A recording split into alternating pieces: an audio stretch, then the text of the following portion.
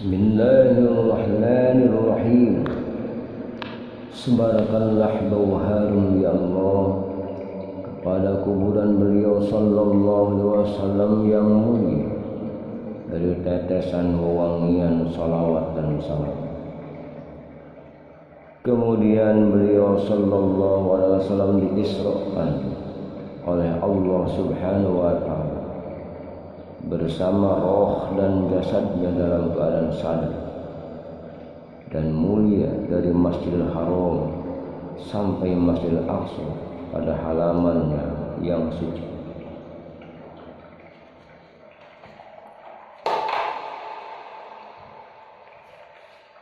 Setelah itu beliau sallallahu alaihi wasallam di'rajkan ke langit, yaitu dari Masjidil Aqsa. Dan di langit pertama beliau sallallahu alaihi wasallam bertemu dengan Nabi Adam alaihissalam dengan keadaan yang mulia dan kedudukan yang tinggi. Di langit kedua beliau sallallahu alaihi wasallam bertemu dengan Nabi Isa alaihissalam, anaknya Maria, yaitu Bunda Maria, yang masih berstatus gadis yang indah dan benar dan juga suci. Di sana beliau sallallahu alaihi wasallam juga bertemu dengan Nabi Yahya alaihissalam, anak dari bibinya sendiri. Nabi Yahya dianugerahi kenabian oleh Allah Subhanahu wa taala sejak kecil. Pada langit ketiga beliau sallallahu alaihi wasallam bertemu dengan Nabi Yusuf alaihissalam yang wajahnya sangat tampan.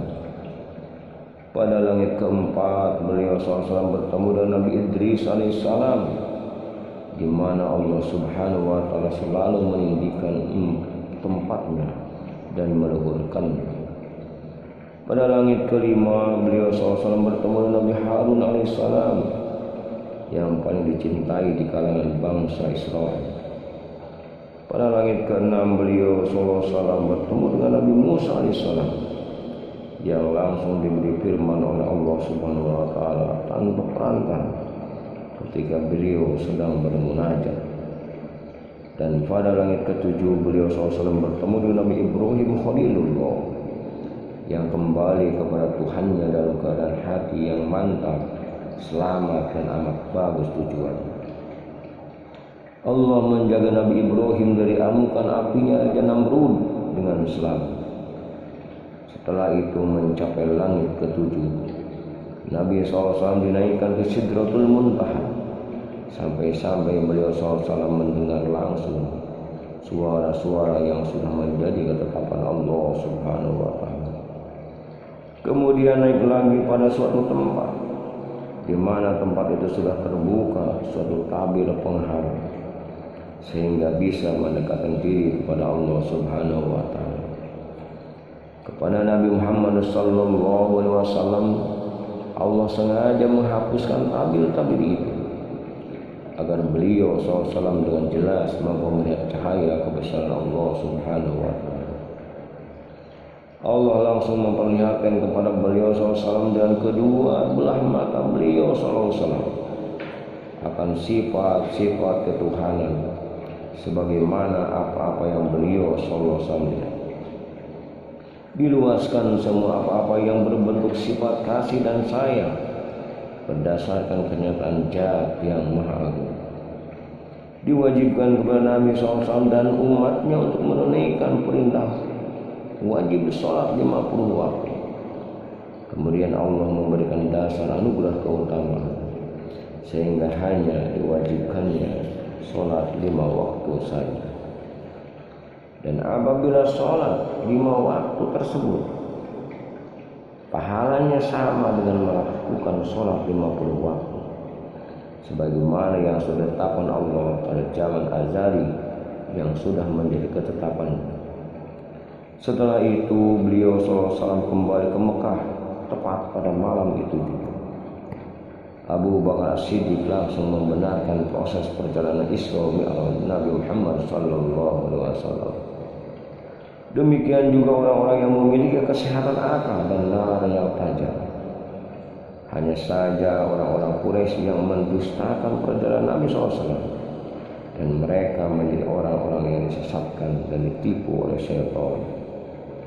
Sebarkanlah bau harum ya Allah kepada kuburan beliau sallallahu alaihi wasallam yang mulia dengan tetesan wewangian sholawat dan salam. Kemudian Nabi sallallahu alaihi wasallam memproklamirkan dirinya bahwa dia adalah Rasulullah atau utusan Allah kepada semua bangsa Arab ketika musim haji, yaitu zaman jahiliyah tiba. Maka ada 6 dari golongan Ansor yang beriman, di mana ke-6 orang itu sudah merupakan ketentuan Allah kepada mereka. Kemudian pada musim haji tahun berikutnya masuk Islam 12 orang dari golongan Ansor ketika menunaikan haji ke Mekah. Seorang laki-laki dan berbaiat kepada Nabi SAW atau menyatakan Islam secara sembunyi-sembunyi. Lalu mereka pulang ke Madinah mengabarkan tentang adanya utusan Allah di Mekah. Maka menjadi jelas Islam di Madinah. Dan pada tahun berikutnya Madinah menjadi tempat pengungsian dan tempat tinggalnya Nabi sallallahu alaihi wasallam. Lalu pada tahun ketiga dari perjuangan datanglah kabilah Aus dan Khazraj kepada Nabi sallallahu alaihi wasallam menyatakan Islam sebanyak 70 orang, 5 orang, 3 orang laki-laki dan 2 wanita. Semuanya menyatakan baiat kepada Nabi sallallahu alaihi wasallam.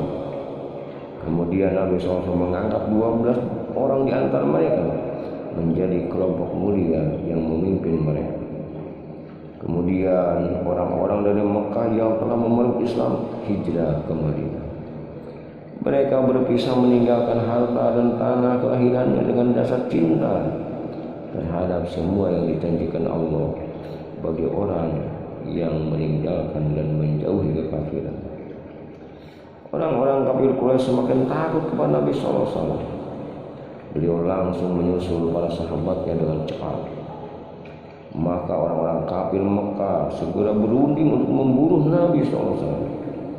Akan tetapi Allah melindungi dan menyelamatkan Nabi SAW dari tipu daya mereka. Kemudian Nabi SAW diizinkan Allah Ta'ala untuk hijrah ke Madinah.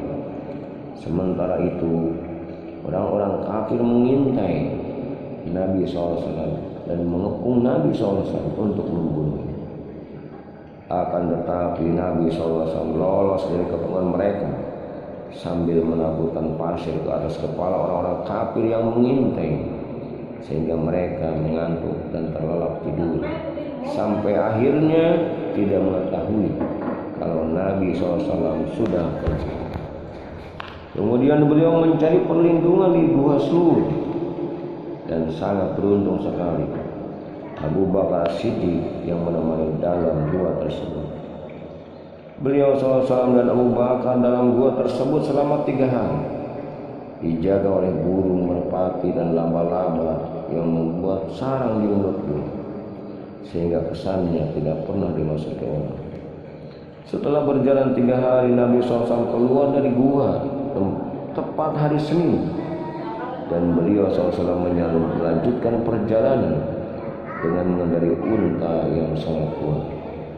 Dalam perjalanan itu masih diganggu oleh seorang yang bernama Suraqah, dan beliau SAW menyerahkan ancaman kejaran Suraqah kepada Allah dengan doa. Maka kaki-kaki unta yang dikendali Suraqah terbenam ke pasir yang tandus dan kuning. Suraqah pun akhirnya minta ampun kepada beliau SAW agar diselamatkan, dan Nabi SAW pun menyelamatkan. Sebarkanlah bau harum ya Allah kepada kuburan beliau SAW yang mulia dengan tetesan wewangian dari sholawat dan salam. Wallahu a'lam bishawab.